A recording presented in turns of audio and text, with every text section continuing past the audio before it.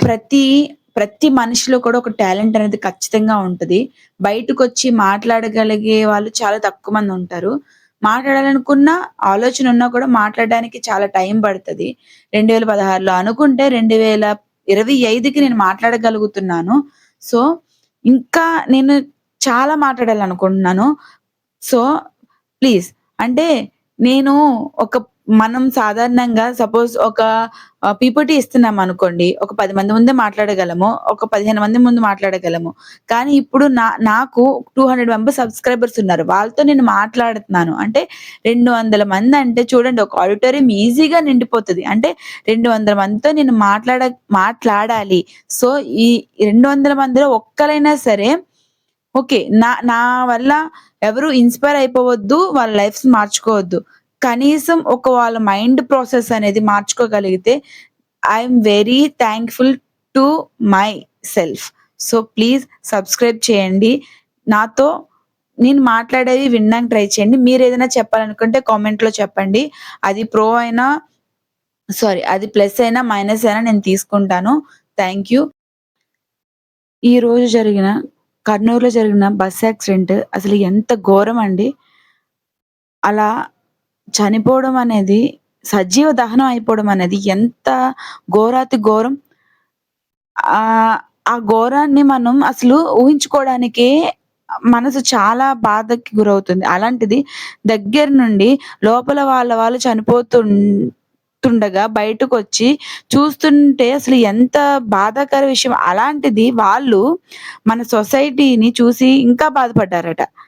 పక్కనే బస్‌లో వాళ్ళ రిలేటివ్స్ అలా దహనం అయిపోతుండడం చూడడం కన్నా, సొసైటీ ఏం చేసిందంటే ఆ టైంలో ఖచ్చితంగా ఒక బస్ బర్న్ అవుతుంది అంటే, ఆ టైంలో అది నైట్ టైంలో ట్రాఫిక్ జామ్ అవుతది. అది అందరిమి మినిమమ్ ఊహించగలము. ఆ ట్రాఫిక్ జామ్‌లో ఒకావిడ ఏం చెప్తున్నారంటే, కనీసం వాళ్ళకి సాయం చేయడానికి ముందుకు రాకపోగా, ఫోన్‌లు పట్టుకొని చక్కగా వీడియోలు తీస్తున్నారు. అంత అంత మనం అప్‌డేట్ అయ్యామండి. హ్యుమానిటీ అనేది ఏమైపోతుందో అర్థం కావట్లేదు. సేఫ్టీ. ఆ బస్సులో సేఫ్టీ ఎక్కడుంటుంది? సరే. అది ఉందా లేదా అనేది ఎంతమంది పట్టించుకుంటున్నారు? మనకి తక్కువ కాస్ట్‌లో మంచి బస్సొచ్చిందా లేదా? ఆ బస్ ఎక్కేసామా? రీచ్ అయిపోయామా? మధ్యలో ప్రాణాలు పైకి కలిసిపోతాయన్న ఆలోచన ఎవడికి ఉండట్లేదు. సరే. పోనీ ట్రైన్‌కి వెళ్దామంటే టికెట్స్ దొరకవు. హ్మ్. ప్లేన్‌కెళ్దామంటే అంత డబ్బులుండవు. తక్కువ టైంలో, తక్కువ ఖర్చుతో మనం వెళ్ళిపోవాలంటే ప్రైవేట్ బసెస్. తప్పులేదు ఎళ్ళొచ్చు. కానీ అవి మినిమమ్ సేఫ్టీ మెయింటైన్ చేస్తున్నాయా? మనం ఆలోచించుకోవట్లేదు. సరే. మేనేజ్‌మెంట్ ఏం చేస్తుందో అస్సలు అర్థం అవ్వట్లేదు. ఎందుకంటే వాడికి మనం పే చేస్తున్నాం కదా! వాడస్సలు ఆలోచించట్లేదు. ఇ వాడేమంటే తీసుకెళ్ళామా, దింపేసామా అంతవరకే ఉన్నారనమాట. అయ్యో! వీళ్ళు మనకి డబ్బులు కట్టి మన బస్ ఎక్కుతున్నారే మినిమమ్ సేఫ్టీ వాళ్ళకి ప్రొవైడ్ చేయాలి అన్న కాన్సెప్ట్ వాడికి లేదు. ప్రతి ప్రైవేట్ బస్ వాడు గూడా ఒక 1 ఇయర్‌కి వాళ్ళ యొక్క సేఫ్టీ మెజర్‌మెంట్స్ అనేవి చెక్ చేస్తారు. లైక్ ఫిట్‌నెస్ కావచ్చు, ఆర్‌సీ కావచ్చు, ఇంకేదైనా సాసీ ఇవన్నీ గూడా ఒక ఇంజిన్ కండిషన్ ఇవన్నీ 1 ఇయర్ చెక్ చేస్తారు. ఒకవేళ ఈ 1 ఇయర్ అంటే లైక్ సపోజ్ ప్రతి జాన్వరిలో చెకప్ అవుతదనుకుందాము. వాడిది ఫిబ్రవరిలోనో, మార్చ్‌లోనో అయిపోతే మళ్ళీ జాన్వరి దాకా అలా తిరిగేస్తున్నట్టే కదా! చెప్పండి. అది ఎంతమంది ఇలా జేస్తున్నారు? చాలా మంది చేస్తున్నారు. ఇలానే చేస్తున్నారు. ఇంకొకటేంటంటే రీసెంట్‌గానే దీనికి లైవ్ ఎగ్జాంపుల్స్ నేను చూసాను కాబట్టి దాని గురించి మాట్లాడుతున్నాను. రీసెంట్‌గా మన ఆంధ్రాలో ఆటోస్‌కి క్యాబ్ డ్రైవర్స్‌కి ఒక స్కీమ్ పెట్టారు. ఆ స్కీమ్ పెట్టినప్పుడు వితిన్ 2 డేసే వాళ్ళకి లిమిట్ ఇచ్చారు. అప్లై చేసుకోవడానికి. సో, అప్లై చేసుకోవడానికి ఆ 2 రోజులు ఇచ్చిన టైంలో ఆర్‌టీఓ ఆఫీస్ ఎంత, ఎంత లైక్ ఎంత బిజీగా ఉందో ఎవరైనా చూసుంటే తెలుస్తదనమాట. అంటే ఆ 2 రోజుల్లో ఎప్పటినుంచో ఆగిపోయిన ఫిట్‌నెస్‌లు కావచ్చు, లేపోతే ఆర్‌సీలు కావచ్చు, రెన్యూవల్ చేయించుకున్నారు చాలామంది. అంటే అప్పటిదాకా వాళ్ళు అది లేకుండానే కదా! నడిపేశారు. అంటే మన ప్రాణాలు ఏమైతున్నట్టు? అంటే ఇంత నెగ్లిజెన్సీ మన అంటే సొసైటీకి లేదు. మన ప్రాణాల మీద మనకి లేదు. లెగిచామా పొద్దున్నే ఆఫీస్‌కెళ్ళిపోయామా మనకి ఏదేమైనా అంటే ప్రాణం ఉంటేనే కదా జాబ్ చేస్తాము. అది కాదు. మనం జాబే చేయాలి. మనకి ఏదేమైపోయినా, మన ప్రాణాలేమైపోయినా మనకి సంబంధం లేదు. కానీ మనకి ఒక్కటే ఇంపార్టెంట్. తెల్లవారితే జాబ్‌కెళ్ళిపోవాలి. వర్క్‌లోకి మనము టైంకి వెళ్ళిపోవాలి. టైంతో పాటు చక్కగా మనల్ని ఎవరు ఏమనకూడదు, లేట్ అవ్వకూడదు. సో, దానికోసం ఏమంటే రాత్రెక్కితే పొద్దున్న దిగేయాలి. అందులో కూడా మనకి మళ్ళీ ఏసీ బసొచ్చేయాలి, స్లీపరొచ్చేయాలి, తక్కువ రేటుకొచ్చేయాలి. అంతే తప్ప అది ఎంత సేఫ్ అనేది మనం ఆలోచించడం కూడా మానేసాం ఈ రోజుల్లో. నిజంగానే. అందరి ఇంట్లోనే జరుగుతున్నదే. ఇప్పుడు హైదరాబాద్ నుంచి ఆంధ్రాకి చాలా మందొస్తారు. హైదరాబాద్ నుంచి మన ఆంధ్ర నుంచి బెంగుళూరుకి వెళ్తారు. చాలా మంది ఇప్పుడు ఒక వీకెండొచ్చిందంటే రావడము, వెళ్ళడము, పండగొచ్చిందంటే రావడము, పోవడం ఇది కామన్. అసలు సాయంత్రం 6 అయితే రోడ్డెక్కితే చాలు ఎన్ని ప్రైవేట్ ట్రావెలర్స్ బసెస్ ఎళ్తూనే ఉంటాయి. అసలు ఆ రోడ్డు మీద నిలబడాలన్నా కూడా భయమేస్తది. అంత సర్ర సర్ర సర్రమని వెళ్తా ఉంటాయి. ఓకే. అది పక్కన పెడితే అసలు ఈ రోజు రేపులో మన ప్రాణానికి గ్యారంటీ లేదు. ఉందంటారా? ఖచ్చితంగా లేదు. ఏరోప్లేన్‌లో వెళ్ళినా గ్యారంటీ లేదు. ట్రైన్‌లో వెళ్ళినా గ్యారంటీ లేదు. బస్‌లో వెళ్ళినా గ్యారంటీ లేదు. బండి మీద వెళ్ళినా కూడా గ్యారంటీ లేదు. No guarantee. అసలు ఇంట్లో ఉంటేనే గ్యారంటీ లేదు. దానికి అందరమే యాక్సెప్ట్ చేస్తాం. కానీ కోరి కొందరి నిర్లక్ష్యాల వల్ల ప్రాణాలు పోతుంటే అసలు ఎంతవరకు మనం తీసుకోగలం? అసలు ఆ బస్సులో ఇద్దరు చిన్న పిల్లలు కూడా ఉన్నారండి. ఆళ్ళకి ఏం తెలుసు? ఆ ముందు రోజు రాత్రి దీపావళి జరుపుకోవడానికి వచ్చి, దీపావళిని ఎంత నవ్వుతూ చేసుకొని మళ్ళీ తిరిగి వెళ్తూ ఉంటారు. అయ్యో! స్కూల్స్‌కి వెళ్ళాలి మనము అనుకోని. అది ఎంత అసలు చెప్తుంటేనే లైక్ ఒళ్ళంతా అదొకలాగా అయిపోతుంది. అలా అప్పుడు లేదు. అంటే ఎవరిని తప్పుపట్టడానికి లేదు. సరే ఆహ్, తప్పనేది జరగొచ్చు. యాక్సిడెంట్లు చాలా జరుగుతాయి. చాలా క్రాషెస్ అవుతాయి. చాలా ఫైర్ యాక్సిడెంట్స్ అవుతాయి. ఇంకా చాలా చాలా జరుగుతాయి. కానీ ఎమర్జెన్సీ డోర్ అనేది ఓపెన్ అయ్యి ఉండుంటే, లేకపోతే ఆ డ్రైవర్ అనేవాడు వీళ్ళకి చిన్న ఇన్ఫర్మేషన్ ఇచ్చుంటే, ఇంకొంతమంది ఎక్కువ బతికేవాళ్ళు కదా! కనీసం బర్న్ అయ్యే టైంలో కొంతమందైనా వాళ్ళ ప్రాణాలు వాళ్ళు సేవ్ చేసుకునేవాళ్ళు గదా! వాళ్ళకి అంతవరకే రాసుంది. వెళ్ళిపోయారు అనంటే వెళ్ళిపోతామండి. ఎవ్వరమే ఉండము. వెళ్ళిపోతాం. కానీ అలా ఒకళ్ళ నెగ్లిజెన్సీ వల్ల మన ప్రాణాలు కోల్పోవడం అనేది చాలా బాధాకరమైన విషయం. దీనిపైన ముందు సొసైటీకి సొసైటీగా ఫస్ట్ మార్పనేది మన దగ్గర నుంచే రావాలి. ఈ రోజుని దీనికోసం చాలా మంది పీఎం గారు స్పందించారు. డిప్యూటీ సీఎం గారు, సీఎం గారు, తర్వాత రేవంత్ రెడ్డి గారు వీరందరూ ఎందుకంటే అది జ అటు బెంగుళూరుని కనెక్ట్ చేస్తూ, హైదరాబాద్‌ని కనెక్ట్ చేస్తూ, తర్వాత మధ్యలో చాలా రీజియన్స్‌ని కనెక్ట్ చేస్తూ ఉంది. దానివల్ల ప్రతి ఒక్కళ్ళు కూడా దీనిపైన చాలా ఇది బర్నింగ్ ఇష్యూ అయ్యింది.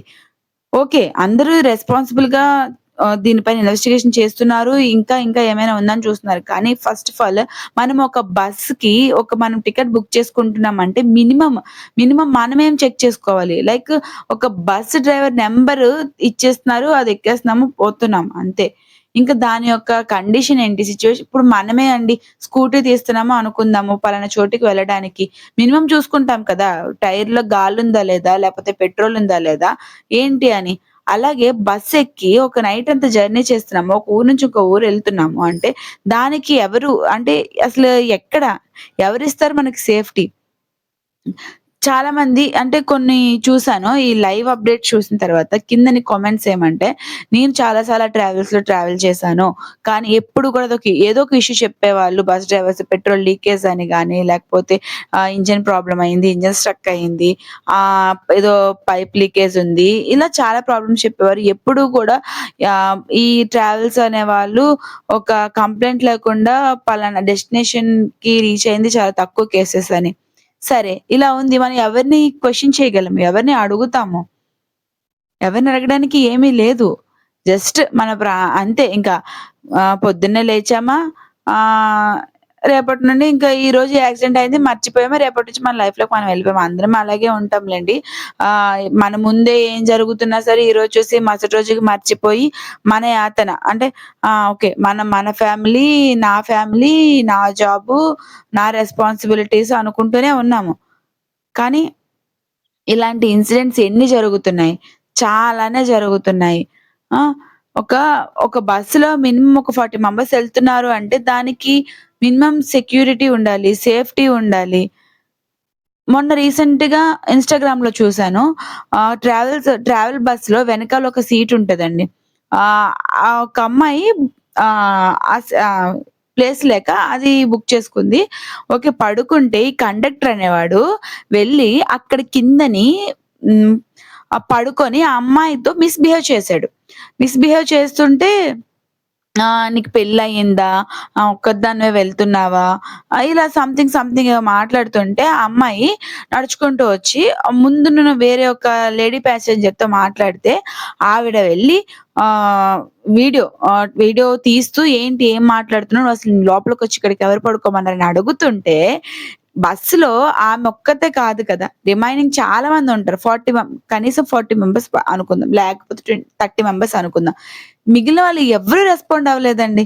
ఆహ్, అసలు ఎలా ఉన్నారంటే నాకేంటి పోయింది. కానీ ఏదైనా జరిగితే క్యాండిల్స్ పట్టుకొని బయటకొచ్చేస్తాము. ఇంకా ధర్నాలు చేసేస్తాము. స్ట్రైక్స్ చేస్తాము. మనము ఎంత క అసలు ఎంత అప్పుడు మనం ఎంత కన్సర్న్ చూపించేస్తామో. అసలు ఇన్సిడెంట్ జరిగినప్పుడు రెస్పాండ్ అవ్వకుండా తర్వాత రియాక్ట్ అయితే ఏంటండి యూజు? ఇలాంటి ఎందుకంటే చాలా మంది అమ్మాయిలే ట్రావెల్స్ కూడా వెళ్తున్నారు. ఎందుకంటే ఫ్యామిలీస్ దగ్గరికి రావడము, మళ్ళీ వెంటనే జాబ్స్ కోసం ఎళ్ళడము, ఇలాంటి సేఫ్టీ కూడా లేదు. ఎవరెవరినో ఎక్కిస్తారు. మినిమమ్ ప్యాసింజర్ సీట్ ఫిల్లింగ్ అవ్వకపోతే ఎక్కడ పడితే అక్కడ ఎవడిని పడితే వాడిని ఎక్కిస్తారు. వాడెవడో, ఏంటో, ఎలాంటోడో no. No security, no safety. అసలు ఎటు పోతుందో, ఏమవుతుందో తెలీదు గానీ, ఆ బస్ ఇన్సిడెంట్ చూసాక మాత్రం నిజంగా చాలా బాధనిపిచ్చిందండి. ఆహ్, ఆ బస్ అలా బర్న్ అయిపోతుంటే, ఆ లోపల కొన్ని కొన్ని ఇన్సిడెంట్స్ క్లిప్స్ చూస్తుంటే మనసు చాలా బాధ అనిపిస్తుంది. సో, నెక్స్ట్ టైమ్ మనం ఎప్పుడైనా ఎక్కడికన్నా వెళ్ళాల్సొస్తే కొంచెం జాగ్రత్తగా ఏముంది సెలవు పెట్టండి. ఒక 2 రోజులు సెలవు పెట్టండి. ఒక 3 రోజులు సెలవు పెట్టండి. ఆ ఉన్న సెలవులోనే సెక్యూర్‌గా, సేఫ్టీగా వెళ్ళగలిగితే వెళ్ళండి. లేకపోతే మనం ఎక్కడున్నామో అక్కడే ఉండడం బెటర్. ఎందుకంటే ఇప్పుడే మన ప్రాణాలకి గ్యారంటీ లేదు. ఇంట్లో ఉంటేనే గ్యారంటీ లేదు. ఎప్పుడు ఒంటికి ఏం డిసీజ్ వస్తుందో తెలియట్లేదు. ఇంకా ఇలా పోవడం కూడా ఏంటి ఉన్నంత కాలము ఏంటి ప్రాణానికి ఎంతకని కాపాడుకోవాలో తెలియడం లేదు. బయటికి పోకపోతే 4 డబ్బులు సంపాదించకపోతే పొట్టకి తినడానికే ఉండట్లేదు.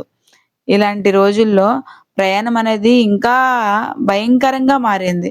ఎందుకంటే ఈ ఈ నిన్న మొన్న రోజుల్లో ఈ సంవత్సరంలో ఎన్ని చూసామో. ఒక ఏరోప్లేన్ క్రాషెస్ చూసాము. ట్రైన్ యాక్సిడెంట్స్ చూసాము. ఇంకా ఇంకా ఇలానే నిజమే మనకి రాసిపెట్టుంటే ఎంతకాలం ఉంటామో అంతకాలమే ఉంటాము. కానీ ఇలాంటివి చూస్తున్నప్పుడు మాత్రం మనసు చాలా బాధాకరంగా ఉంది. హర హర మహాదేవ! ఆ శివయ్యే అంతా చూసుకొని పోవాలి. ఎందుకంటే ఆయన ఆయన నడిపేదే కదా ఈ జగత్తంతా. హర హర మహాదేవ! శంభో శంకర! మనం మాట్లాడదాం. ఇలాంటివి చాలా మాట్లాడుకుందాం. నా ఛానెల్‌కి సబ్స్క్రైబ్ చేసుకోండి.